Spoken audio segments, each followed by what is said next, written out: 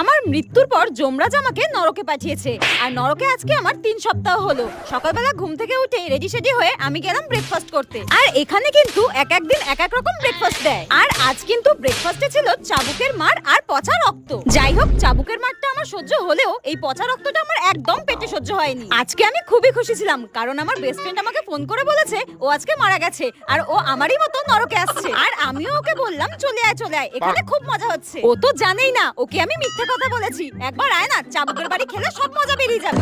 আর যেতে যেতে হঠাৎ আমার রিমঝিমের সঙ্গে দেখা। ওর আজকে শাস্তি শেষ হয়ে যাচ্ছে, আর ও আমাকে বলল টাটা, আমি নরক থেকে বিদায় নিচ্ছি। পরের জন্মে আমাকে যমরাজ বলেছে কুকুর বানাবে। আর আমি বললাম কেন, তোকে কুকুর বানাবে কেন, মানুষ বানাবে না?